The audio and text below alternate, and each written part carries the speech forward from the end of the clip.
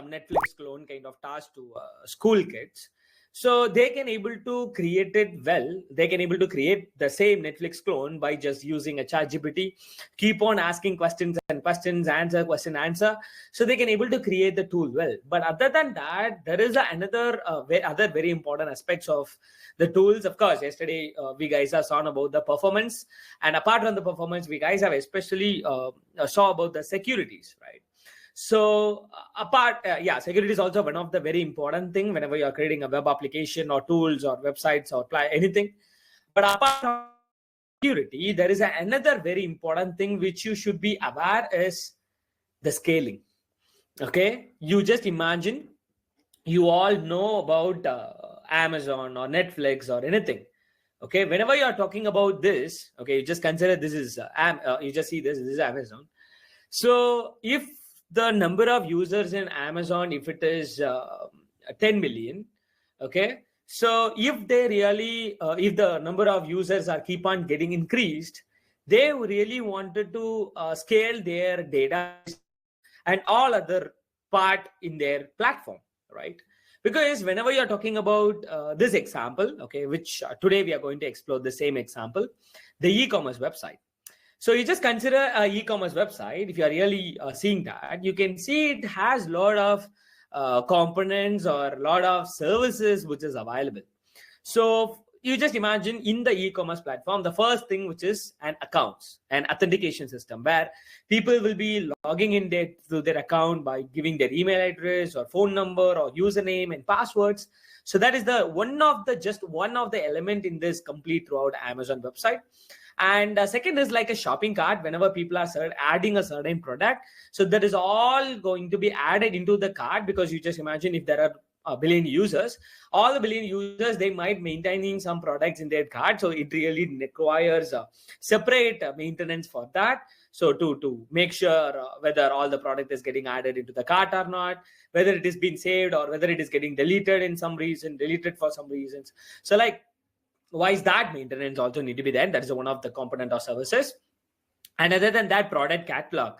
So where the product has been listed in various category, where you just imagine how much product Amazon has right now. So which is really huge for a lot of categories, like category wise, a lot of product, which is also going to be needed to be listed. And then even in the payment category, even in the payment services, there are a lot of things. The first, it might be a checkout where people are really adding to the cart. And if they are really clicking a buy now, so they'll be moving into the checkout.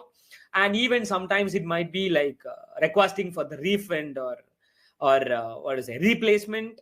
If it is a refund, that is also related to payment. So likewise, whenever you're talking about e-commerce as an example, it has a lot of services, a lot of sub-components, which we really wanted to work on.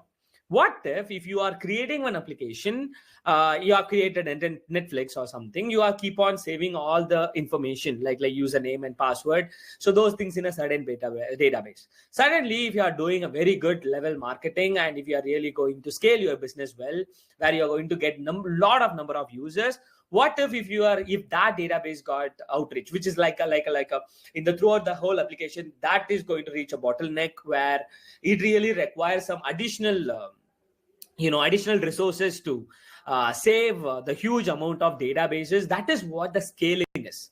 So scaling a tool or scaling a web application or scaling a web related platform, that is where we really wanted to know about some scaling architecture.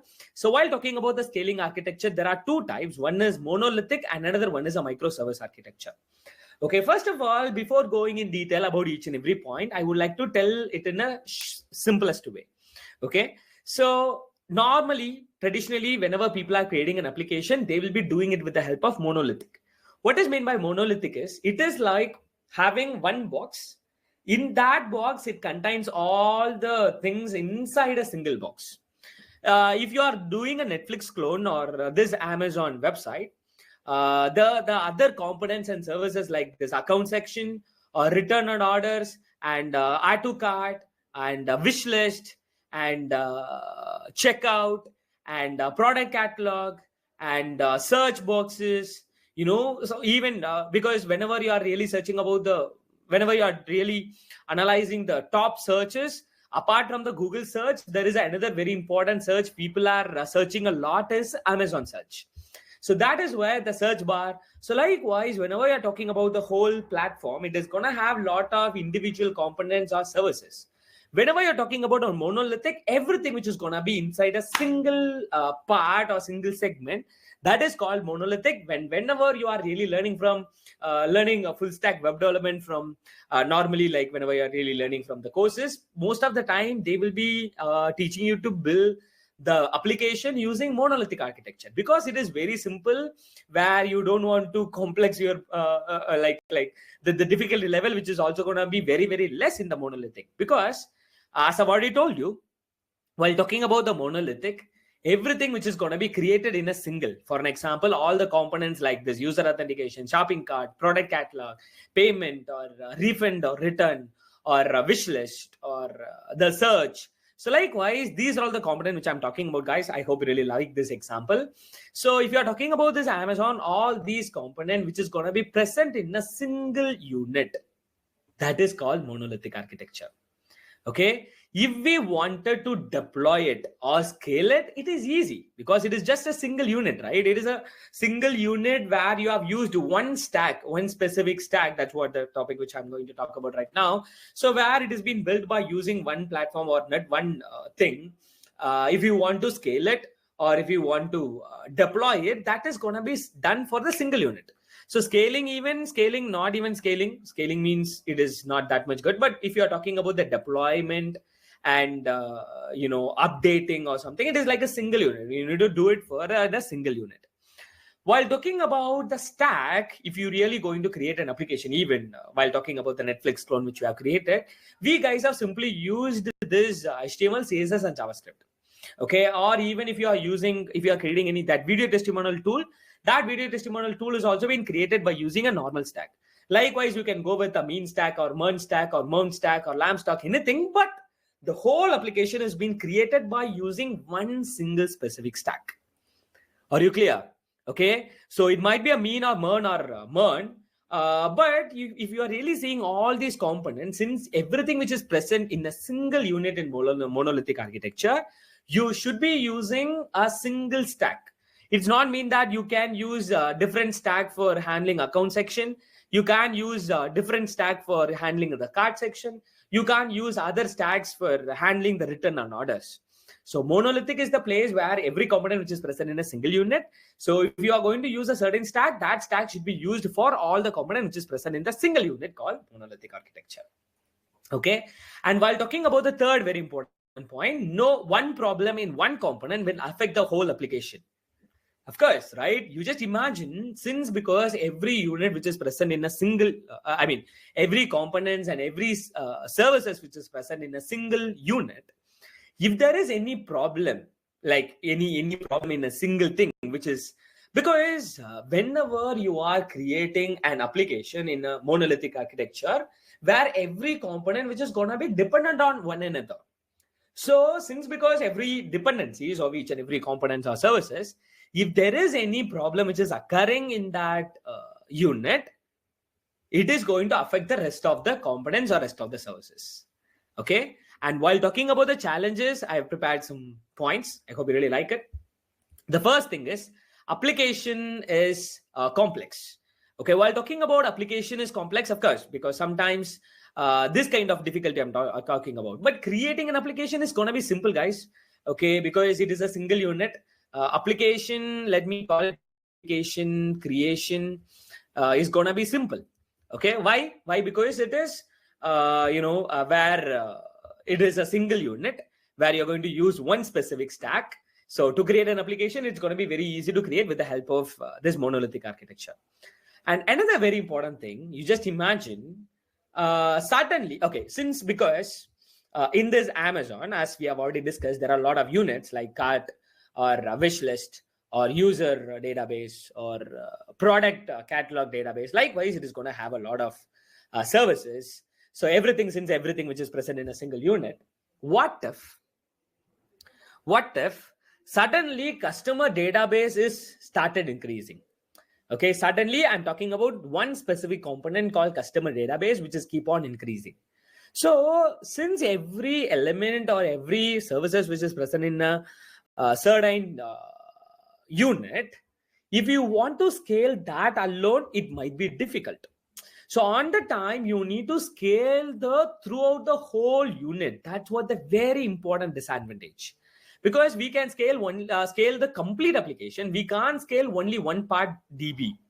Okay, because you have created one application using monolithic architecture. Out of it, if any certain component or certain services which it really requires some scaling, you can't do it individually because everything is having a dependencies and also everything which is present in a single unit. And if you want to scale it, it is might be somewhat difficult. So you need to scale the whole complete application, which will lead to higher cost. Of course, right? You just think about it. So if it has multiple unit like this, if you want to scale it, definitely you need to spend the money for all the components and services which is all present in this unit, which you need to scale it. So it is going to really cost you. Okay, that is what the second important disadvantage. And third thing is difficulty in using different versions for each component. You just imagine, guys. Okay, you just imagine in this monolithic, you have different components and services like payment or payment catalog or shopping cart and etc. If you are going to use one stack, of course, we need only one stack. And now you are using a merge stack. Out of that, for the backend, we'll be using a Express and Node.js. What if the certain component in this monolithic architecture, the unit, like payment really requires Node.js 1.0? And what if payment product catalog, which requires Node.js 1.4 version? And you just imagine shopping cart is the one of the component which requires Node.js 1.6. What will happen? Is it really hard? Of course, right? Because whenever you're talking about that single unit kind of monolithic architecture, since everything can be built by using a one single stack, and if there is any problem or any individual components or services which is present in that unit, it might demand you to use different version. So that is very, very hard to maintain. So that is also a third important disadvantage. And fourth is if any modification in which has been made in any component, which need to be checked individually and also whole complete test. You just imagine in this Amazon website, it has accounts page, orders page, checkout component and services, and wish list. Likewise, there are a lot of components. If an application which has been created by monolithic, you just imagine if you are going to do some modification only on the checkout. So even though you are doing only modification in the checkout, since there is a dependencies among all the components which is present in this monolithic architecture, it will demand you to do the complete test again. Individual test will be there, but other than that, you'll be doing a complete test of application to make sure that is that dependencies is causing any issues or not. So that is what the fourth point. And fifth one, which is like if there is any bug in a certain component, as I've already told you, since everything which is present in a single unit, if there is any problem in any specific services or component, which will bring down our whole application. So that is what the fifth point. And sixth point, which is if we want to deploy this application, entire app wanted to be built and deployed, but it is easy. You can ask me why you are dropped in a disadvantage, but you just imagine if the application is bigger, you need to build the whole application instead of building as individual components. Okay, that is what monolithic is all about. But even though Google kind of bigger company also using monolithic, but monolithic which has been morely suitable for that specific small scale of application or something. Okay, are you clear? So I'm repeating again. Whenever a web application or something, especially if you are really checking out the e-commerce website or e-commerce platform or Netflix kind of platform. So it will have a lot of different components and services like accounts and list and orders and cart and wish list and etc. and product catalog and etc. So whenever you're talking about every component which is going to be be there in a single unit, so where you will be using a specific stack to build it. okay, to create that. Okay, so since because everything which is present in a single unit, every component which is going to have a dependencies. Okay, so that is what monolithic is. Whereas whenever you are talking about scaling your application, okay, if you want to scale your application or scale your company, that is where microservices architecture is going to be coming in. Okay, while talking about the market microservices, you can see the difference. Here, all the unit which is present in a single box. Okay, that is what monolithic. But microservices is handling each and every services individually. Are you clear? Instead of putting in a single unit and handling as like a one, here microservices is like splitting each and everything as a multiple services. For an example, if you're talking about this microservices, the first thing, splitting the whole application into smaller independent services. So instead of creating like one complete website or platform for Amazon, so we will be splitting that application into a smaller independent services. Now you might ask a question, Sanjay, are we going to split it based on the technical difficulties or technical work? No. Because whenever you're talking about the splitting, you should split it based on the business functionality. Because you just imagine, as we have already told you, whenever you're talking about this monolithic architecture, since because everything which is present in a single unit, if you want to scale a certain thing, you want to scale only the database, or if you want to scale a certain thing, you really wanted to scale the whole complete application, which is going to cost you a lot of money. But whenever you're going for the microservices architecture, since because you are splitting it, that splitting should not be based on technical. Instead, that should be based on the business. Okay, how much the cost can be reduced by splitting that feature individually, so that we can scale only that part alone individually. Okay, are you clear? Even while talking about an example, so it can be a products or customers or cart or wish list or checkout. So one service should do only one job. Okay, it is not like a grouping the checkout and the products and refund all together. No, here whenever you're talking about one service is like if it is a checkout, so that is going to do only that specific job. So and also it is going to be independent. Just carefully watch, it is all independent services. But whenever you're going for this monolithic, every services which is all present in a single unit, which is dependent on one another. But here, since because we are splitting like this based on the business, so it is going to be completely independent. And even after independent, each splitted services should be, of course, as I've already told you, it is going to be independent, so that if you wanted to deploy or scale it, it can be done individually. Are you clear? So on that, throughout the whole application, if there is something which you need to scale a lot, for an example, it might be a database to save the customers information, because suddenly we have got more sales or something. If you have got on that way, if you want to scale that application, that can be done with the help of that can be done for the specific services. Okay, you don't want to scale the complete application so that you can reduce lot of cost, because you can increase or you can scale that certain specific component or that certain specific services. So that's how you can able to reduce your cost. And while talking about another point, it can be it can use different version in different services, of course. So what are all the advantages which is out there? This is going to be disadvantages out there. This is going to be advantages in this microservices architecture. Since every component and every services which is all independent, which is not present in a certain unit, which is all independent right now, so you can execute or you can use different versions.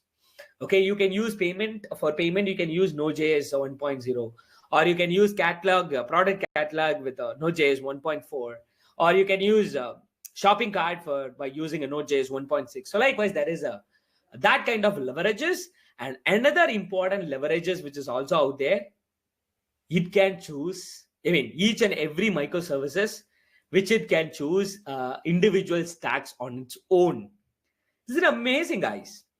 Okay, look at that. If it is, this is a microservices, this each and every box is a one microservice. Okay, for an example, this is for payment, this is for cart, this is for wish list, this is for checkout. This is for returns, and this is for product catalog. This is for the categories. Likewise, every individual thing which is going to be a microservices, since everything is all independent. If you wanted to use MERN-stack here, you can use here. I mean, especially it is like you can use Node.js for the backend here. Here you can use Python with Flask here. So you can use Java here. Okay, you can for an example, you can use Python for the analysis. Okay, if you are talking about the Instagram analysis, because that is analytics platform, right? So it is going to show you how much reach you have got and everything. So for that analytics, you can specifically use Python there. Okay, if it is just notification, for the notification, you can use the Node.js there. So likewise, based on that certain need, you can use different stacks for different microservices, because everything is independent. Okay, that's a very important thing. And now you will get another question, Sanjay, how the communications are happening between these microservices. So guys, actually there's communication which has been happening in 3 ways. But before going for the 3 ways, I would like to tell you what is mean by this communication. Just see, this is the Amazon, the whole complete web application. So in this application, it has this add to cart, account list, and language, returns and orders, shopping cart, payments, and product catalog. So likewise, it is going to have a lot of components and microservices or components and those things. So if whenever you're talking about the communication, even though everything which is on built individually by using a microservices architecture, definitely one want to communicate another, right? So add to cart need to communicate with the checkout, because once the people have ordered their product to the cart, it want to communicate to the checkout so that people can click that and people can pay for it and people can able to order it. And even that also, there is a payment is also one of the another component needed to be added. So that's why whenever you are creating this kind of application, even though it is every components and services which has been created as a individual microservices, there is going to be communication between one and another. So while talking about those communication, there are 3 ways. One is by using API calls. So API calls, as we have already discussed, it is going to have every microservices or the component which is going to be connected with the API. So which is like a HTTP request. Okay, so HTTP request and response. So it is, since it is a HTTP request and those things, it is going to be synchronous communication. So why? Because while talking about the each service or component, which is all going to have its own API, so which is going to be helpful for accept or request from other services. While talking about the accept or requests from other services, you just imagine this is a checkout component and this is the payment component. So once the people have entered their information and they are going to click a checkout, so this checkout component or service which will communicate through the API to this payment. And once it acknowledged, okay, I have received the packet. Once I have acknowledged, then it is going to give the response to it. So request, response, request, response, request, response. That's what the API, right?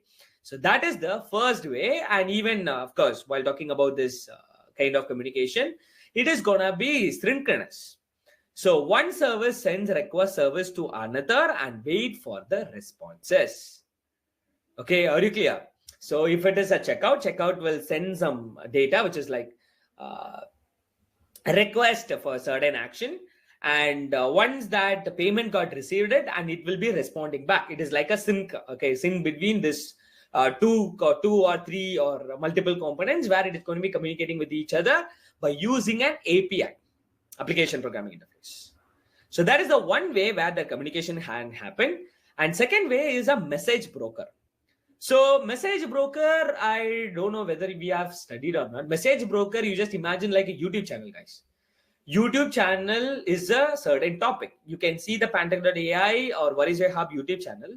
So if that is a YouTube channel, whoever subscribing to that topic called Pantech.ai or What is Your Hub YouTube channel, they all going to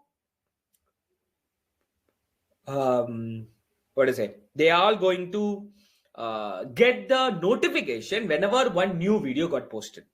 Are you clear? So if there is a one YouTube channel, which is a topic, you just imagine it is a topic, whenever people are subscribed to the certain topic, whoever really subscribed to the topic, they are going to get a notification when anything happen in there.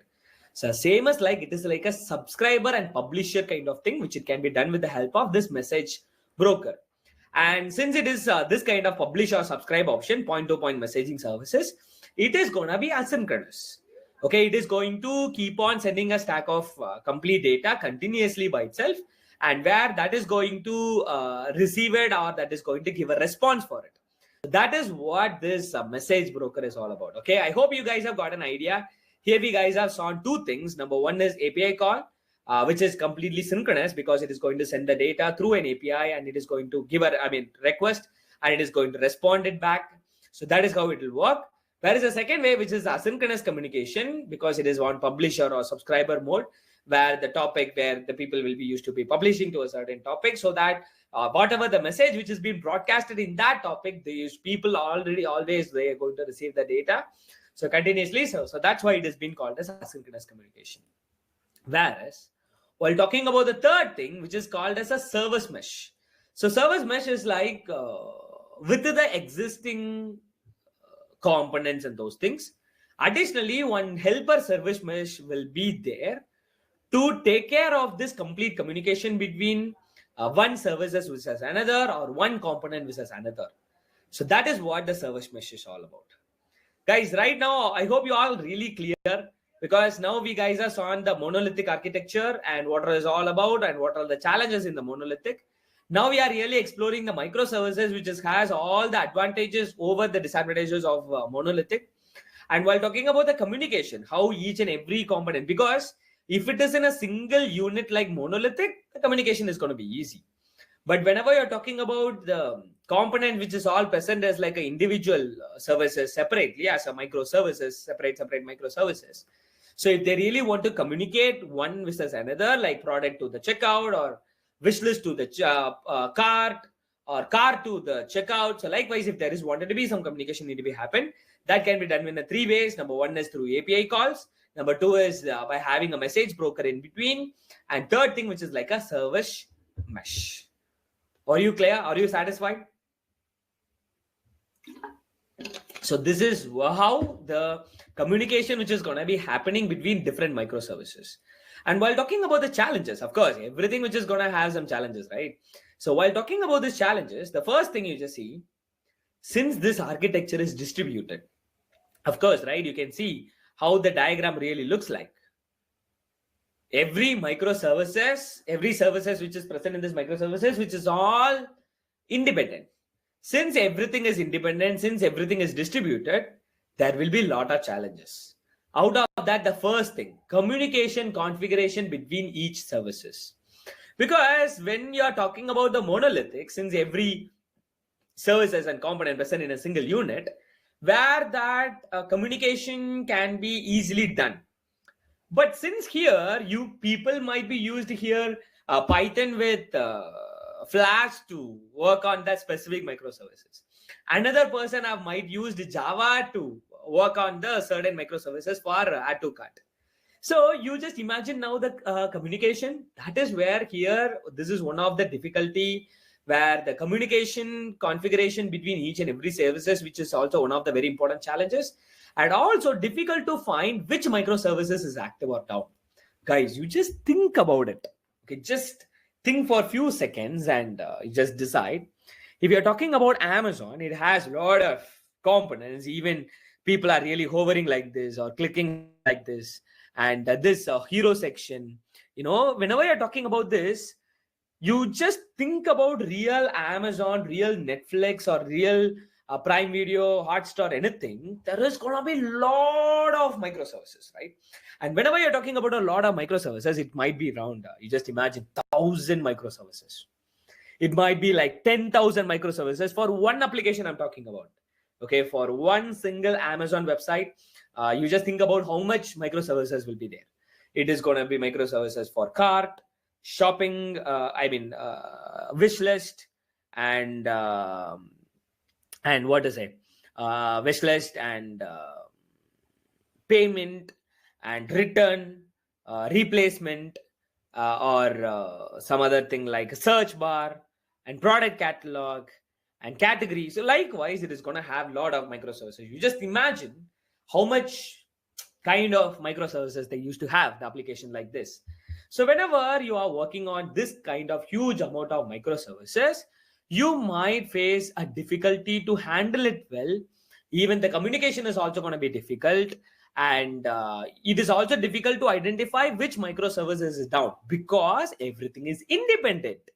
Are you clear? So in the microservices, that is a very important thing which I've told you. Even though you have 1,000 microservices, all the 1,000 microservices are independent, which has been might be built by using different stacks. So because it is difficult to handle, that is where tools such as like Kubernetes are coming in. How many of you people have heard about the Kubernetes? If you have heard about it, you just post heard Sanjay in your comment. So guys, are you all really feeling this full stack journey is completely different from others? Yes, it is different from others because instead of just teaching you the Netflix clone by using a MERN stack and or HTML, CSS and JavaScript, so here you are really learning something big, which people are not even aware about it. So that is where Kubernetes are coming in, which is going to be helpful for managing huge complex microservices easily. So even though you have 1,000 microservices, which you can able to manage it easily with the help of the tools such as like Kubernetes. Okay, and I hope you really got it. And I'll talk about this refer part later. And before that, while talking about managing programs for microservices, what is meant by programs? It might be a source code. Okay, I'm talking about. Okay, because if you are talking about the Netflix clone, we can do it in a single-handed. Okay, normal, basic Netflix creation. But if you wanted to create that kind of level, scalable level, real Netflix, you really need a huge team, of course, right? So that is where people really calling us like a DevOps, a development plus operation and all, which is going to be, they'll be using this kind of tools like Kubernetes and all. So whenever you're talking about that, the program might be, I might be working in the front end. I'm okay. But apart from the front end, I will be working on the certain services maybe. And for an example, I might be working on the add to cart. Some person might be working on some services, not one person, as a team. So me and my 20 friends, 20 colleagues, we are going to work together on a one service called add to cart. So which is having a multiple sub microservice. So whenever you're talking about the code, source code of it, that is where we are talking about it here. So here there are two types. One is mono repo and another one is a poly repo. Even by comparing the picture, you can see, and I hope you already know this logo. What is this logo is? It is a Git. So while talking about the mono repo, if there is a project, that all the project A, all the project B, project C, everything which is going to be managed in a single repository called one GitHub repository. But whenever you're talking about the poly repo, where especially on the microservices, where you will be having a multiple repository for multiple project which you have. And but really both are having pros and cons. And while talking about the mono repos pros, one GitHub repository is enough for all the project. Okay, even though you have multiple components or those things, one Git repository is enough to maintain the whole project as in a single shot. So that is the first pros. And second thing, managing code easy, of course, right? You just imagine if it is a single program, not like single program means single file. It is like single application or all the project which is in a single Git repository. If you want to do the commit changes in the code, or if you wanted to push that from the Git, or if you want to pull that from the Git or something, that is going to be easy, right? Because it is only one repository which has all the projects. So that's why it is going to be easy. But whenever you're talking about the third thing, code tracking and changes will be easy, of course, because while talking about the Git, it is a version control. It is one of the version control, right? So you just imagine if one person, if you are talking about Shan, so if she is changing something in the code, or if she is modifying one part of the code, that code need to be tracked. I hope you all remember the Git session.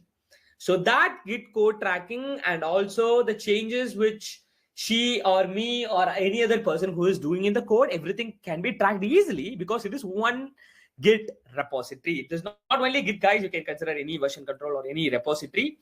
But the code tracking and changes which we are doing in the code is going to be easy because it is a single repository. Okay, that is what the advantages of this monorepo. And while talking about the cons, first one, dependencies of each codes. You just imagine, since everything which is present in a single repository, as we have already discussed this point, that each code's dependencies might be different. So this code dependency might be different version, which it might be required. This might be requiring a different thing. So likewise, different dependencies of each code is going to be different. That is a point number one. And point number two, pushing or pulling huge repo. Guys, if it is a normal repository like the files which we have, it is very easy to push and then pull. It might be having around 100 files even though it is 100 files, that's easy. What if you are creating something big like Amazon or Netflix or working on it? It is going to have a lot of things. So you just imagine to push or pulling that kind of huge repository will be definitely time taking. So that's our second important point. And third, CI/CD. How many of you really remember the CI/CD? CI/CD is continuous integration and continuous deployment, which is going to become limited. Why? Because while talking about the CI/CD pipelines and all, if you are really creating it with the help of any tools, that tools list I'm going to give it to you. Don't worry. So whenever you're talking about the creating a CI/CD pipeline for the tool, since this mono repository is a single repository which contains all the project in a single repo, if you wanted it to be deployed continuous integration and continuous deployment, which we have already did it with the help of Docker and Heroku and Git. So if you want to do that, here also it can be done, but it is not going to use like multiple processing and all, because it can create only one pipeline to execute the CI/CD because it is a mono repository which has all the projects in a single repo. So that's what the disadvantages over there. While talking about the polyrepo, these are all the advantages for this polyrepo. So what are all the disadvantages which you have saw in the monorepo, which is going to be advantage? The first thing is separate Git project for each services. For add to cart services, for wish list services, for search services, everything it is going to have a separate Git project, Git repository for it. And second thing, codes are independent, of course, because here, even though you are modifying if you are doing any changes in this project A, it will affect the project, might affect the project B as well, because everything which has been in a single repo. But here, since every codes are completely independent, even if you are doing any modification, which is there, if it is getting any bugs on the project A, it is not going to affect the second repository because every repository which is all individual and independent. And while talking about the third point, CI/CD is easy. Of course. Why? Because here, if you wanted to do a CI/CD, it is a one pipeline which is going to use that CI/CD, continuous integration and continuous deployment, for the whole complete repository, which is a single pipeline. But here, we don't want to do that. Why? Because we have individual repository. So one repository for project A, which is like add to cart, and one repository for shipping, one repository for wish list. Because it has every different repository, so every repository which we can pass as a individual CI/CD. So everything which is going to be automatically deployed and integrated. That's a polyrepo's advantages. And while talking about the disadvantages, the first cons is, since it has multiple repository for each services, managing might be difficult than monorepo, of course. Because here I have only one repository which it can easily run, which it can be able to be easily executed. But here in the polyrepo, since it has a lot of,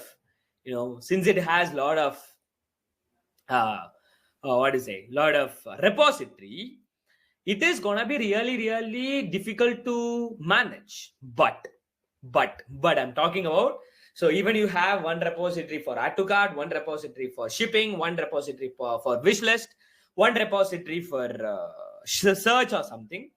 Even though it is really difficult to manage it properly, you can use some of the features by the tools like GitLab. So GitLab is there. Okay, not a GitHub, it is a GitLab. So GitLab is having one of the feature called GitLab groups.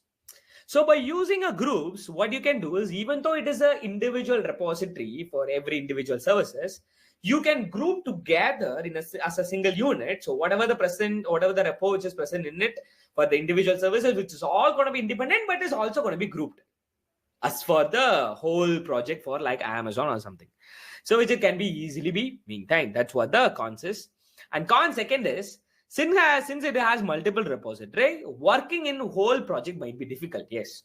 So that's what the difficulty which I've already talked about. And that is where even we can use this type of, So this type of tools such as like Git lab groups and all. Okay, are you clear? So for this problem, because it is having a huge repository and those things, we can able to solve this problem by using this kind of solutions like GitLab groups, so that that repo can be grouped together, so that you can able to work with on any modification and those things. Another very important disadvantage are code tracking, debugging, sharing will be difficult. Of course, right? You just imagine if it is a single unit like this, like monorepo, it can be easily shared. Okay, it can be easily debugged, it can be tracked, it can be maintained easily. But here, maintenance might be a little bit harder, because code tracking, debugging, sharing should be done for every individual repository. So that's what the very important thing, guys. Guys, are you all really got some advanced idea in a very simplest way? I really made this mind map to be very, very helpful for you. I hope you really love this mind maps and all. If you really love this mind map, if you really like this advanced content, you just post love this Sanjay in your comment. So now I'm going to bulkly reveal one thing which is going to be really looking good. Okay. So what are all the tools which you need to be aware about it whenever you are really wanted to scale your application? Guys, again, I'm telling you, still bigger companies are using monolithic architecture, but whenever it is needed to be scaled well, so people will be moving on to the microservices architecture. So that's what as a developer you need to know. And while talking about another important thing which all the developers should know is tools. So based on the need, it can be like for logging, it can be for monitoring, it can be for different category. So you really require some certain tools. So while talking about the category, containerization and orchestration. So while talking about the containerization and orchestration, we have already discussed about this containerization and all, where we guys have used the Docker to merge it off all the repository of our source code into us like a Docker image, and we can put that Docker image into the Docker Hub. So whenever people really want it, they can able to pull it from it, they can execute it. So first category is containerization and Docker orchestration. And second thing is monitoring and logging, like monitoring your the complete this microservices, and also logging it, because you need to get the log to see the output, what are all the error results we are getting or anything. It can be a log, it can be a positive or negative logs. So that is like monitoring and logging your application. So that is the third category. And fourth category is load balancing and caching. Because whenever you are really handling this type of huge number of microservices, you also need to balance your loads, which is really whether it is distributing it properly or not, and catching also you need to handle it. And fourth category is CI/CD, of course, continuous integration and continuous deployment tools. And fifth is serverless computing. Guys, sometimes serverless computing, if you're talking about it, it is so dumb, because serverless computing, it does not mean that without a server, it is going to be managed by another third-party member. Okay, apart from you are going to handle it by yourself. It is going to be managed by AWS, something like that. There is some tools, I'll reveal it. And while talking about the sixth one, event streaming or asynchronous messaging. So for that kind of category. And seventh is service discovery and configuration, if you really want to configure those kind of services, which is available for that purposes. And even secret management. Secret management is, of course, your login credentials and those things. So under this category, I've made a very good list of the tools which you need to be aware about it. So that's what I'm going to reveal. So once you have seen the tools, don't get scared about each and every tool, guys. Go and take your time and read it. Okay, just go through all the tools. Okay, while talking about the containerization and orchestration, the first thing, which is a Docker, so platform for developing or shipping or running application in a containers to ensure consistency across different environment. And while talking about the this orchestration, container orchestration platform for automating deployment, scaling, and operation for containerized application. So for containerizing, we will be doing it with the help of the Docker. And once it has been containerized, that containerized application, which is going to be automated for deployment and for scaling, we'll be using a Kubernetes. And Helm is also there, which is going to be helpful for the Kubernetes, which is like a Kubernetes package manager for deploying and managing application. So that is what this 3 tools for containerization and orchestration. So what is your going to be your task is you're going to go and refer it, and you're going to build something, anything which is really possible in a small way. So go and refer this, what the Kubernetes is, what is the Helm will do, kind of thing. And while talking about the second category called monitoring and logging, here we have Prometheus. Prometheus is somewhat popular, where it is an open source monitoring and alerting toolkit designed for reliability and scalability, because it is having that monitoring and alerting. So if there is any problem with that architecture, the network which you have created, so it is going to be helpful for monitor it and alert you. So that is what Prometheus is there, and Grafana is there, and ELK stack. ELK is nothing but Elasticsearch and Logstash and Kibana. So set of tools for searching, analyzing, and visualizing a log data in a real time. And of course, there is a data log. So monitoring and observability platform for tracking application performance. Because if you wanted to see the performance, you need to see the log, right? You just imagine if you are running the application at January. So if you want to see the past performance in February, about the past performance on the January, so that can be done with the help of logging. So that's what the data log is all about. And while talking about the load balancing and caching, because you need to give your application need to give a high performance by having both on design aspects and functional aspects. So that is where we'll be using a tool such as like engines and hub proxy. Okay, so that's what the third tool. And fourth is CI/CD tools. While talking about the CI/CD tools, GitLab we have already saw. So GitLab CI/CD, or else you can use, we have used the GitHub as well. And while talking about the GitHub, yes, this is what we have done, like by using GitHub Actions. So we guys have automated a CI/CD. Even we have deployed it with the help of Heroku. I hope you all remember that. So by using a Heroku, we guys have deployed, the application, which is like continuous integration and continuous deployment. So whenever you are doing any modification in the code, which is going to be tested and which is going to be integrated with that and is going to be deployed in the Heroku, we guys have did it with the help of GitHub Actions. And also another tool which is out there, which is a Jenkins. So, and while talking about the serverless computing, as I've already told you, serverless is not like server is not there, server is zero kind of thing, which is going to be handled by that certain providers. Like if you're talking about AWS Lambda, they will be handling it. So serverless computer services that runs code in response to events without provisioning or managing servers. Okay, so that is going to be handled by this tool such as like AWS Lambda or Azure Functions. And for asynchronous messaging, we'll be using the tools such as like Apache Kafka, so which is distributed event streaming platform for highly handling throughout the data pipelines and real-time data processing, like the Netflix, which they'll be using it. So Netflix, they might be using it. So that kind of streaming platform, high streaming platform, the Kafka might be used. And service discovery and configuration. So if you really wanted to do the configuration management tool and doing a dynamic service registration. So because now we have only few services like add to card or something. What if based on the user interaction, if some new services which is needed to be added with the existing architecture, so that thing can be done with the help of Consul. And another very popular secret management platform is the Vault. Okay, secret management tool for securely storing and accessing sensitive data such as like API keys and passwords. So this Vault, which has been majorly used. And right now I've told you something here, right, in the refer category. So this is what you need to refer. So which is called as like HashiCorp. Okay. So what you guys do is you just open your browser and you just type HashiCorp. because this HashiCorp is a kind of like infrastructure. It is not kind of, it is like infrastructure cloud company, which is gonna be really, really helpful for every category we have sawn.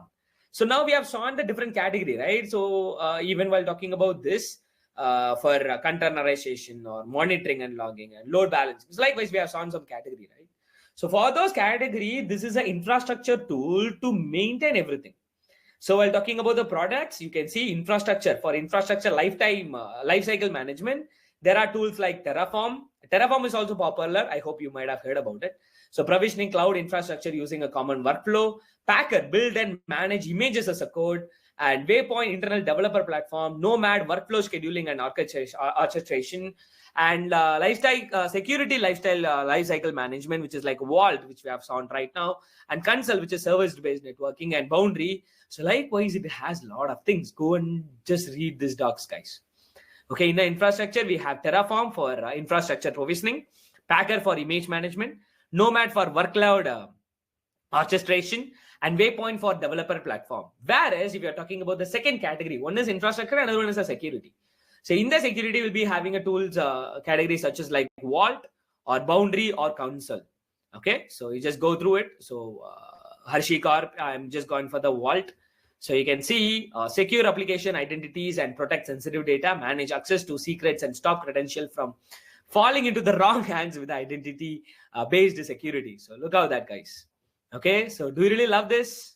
Yeah, this is what, go and read, go and take some time apart from our courses.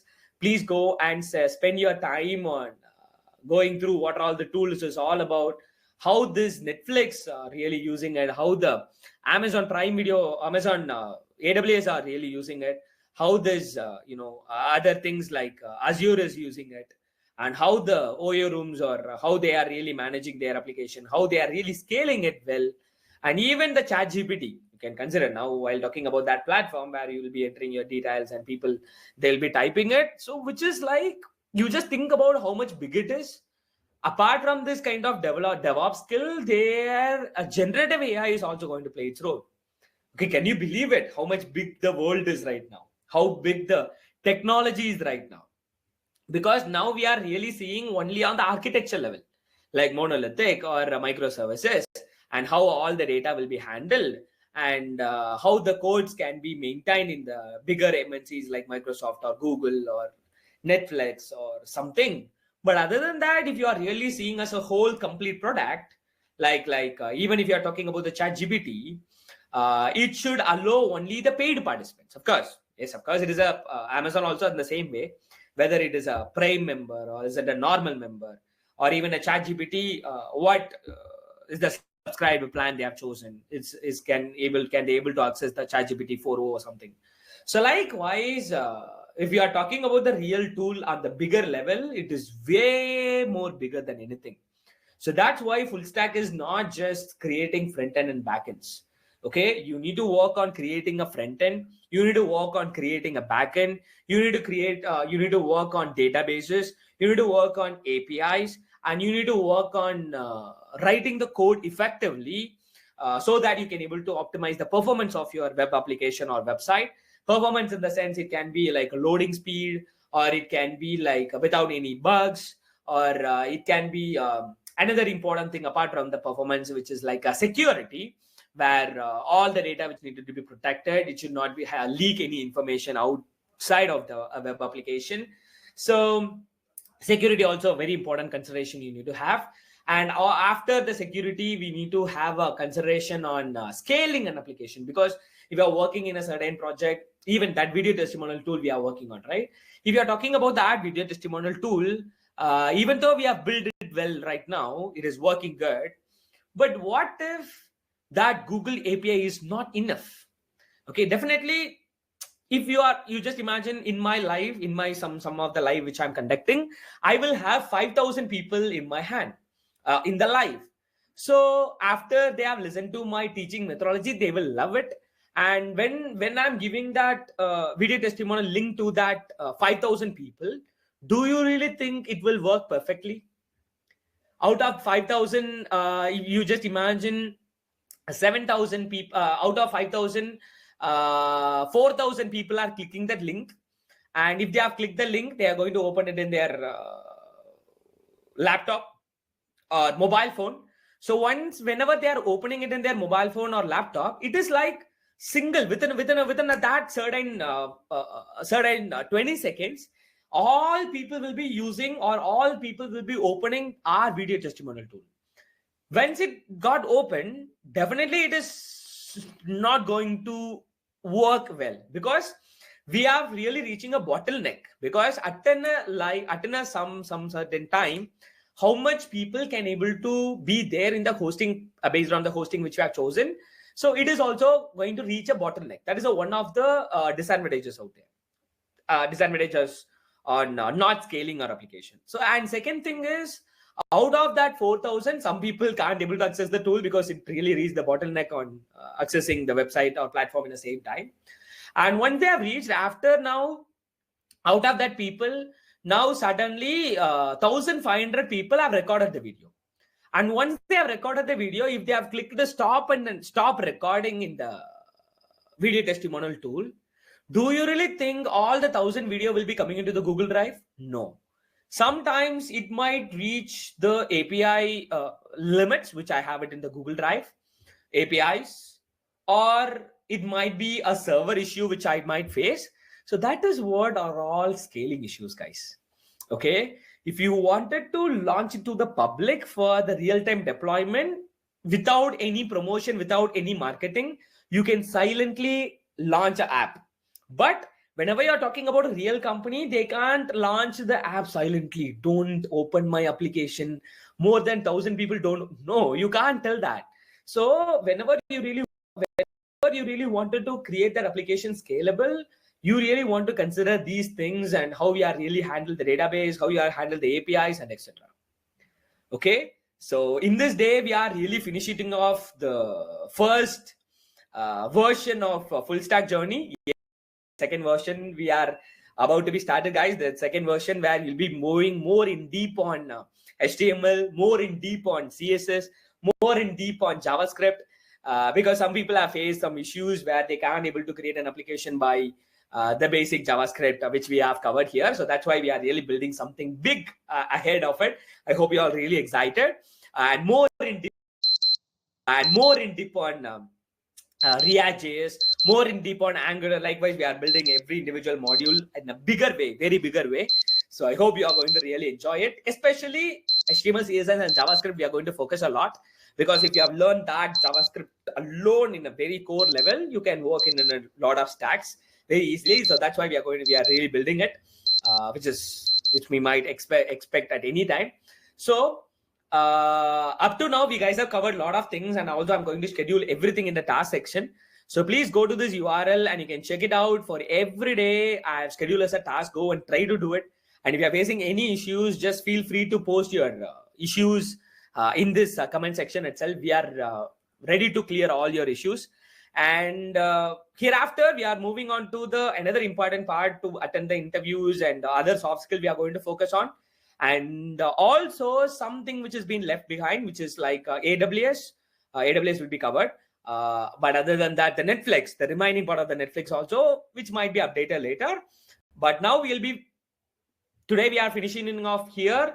And from tomorrow, from the next video, it is going to be navigating you to start how to learn it, and how to upgrade your soft skills, and how to build your portfolio, so that you can start promoting yourself and apply for the job and getting a feedback. Because whenever you are attending an interview, you should not be in the first mindset that I want to get selected. Initially, you should be in the mindset like getting a feedback, what they are really asking, what they are expecting. So likewise, whenever you are really keep on doing it repeatedly without giving up for certain months, preparation, attending interview, fail, again prepare, fail, repeat. So if you are doing it, definitely you can able to place in a job. That's what the navigation, that's what the journey which I'm going to navigate you on the upcoming few days for the soft skills. So I hope you're really excited, and I hope you really love this today's session as well. So if you really enjoyed, just give your comments in the live chat. So thank you so much once again. It's me, Sanjay, signing off. Until then, bye. We'll see you on the next video.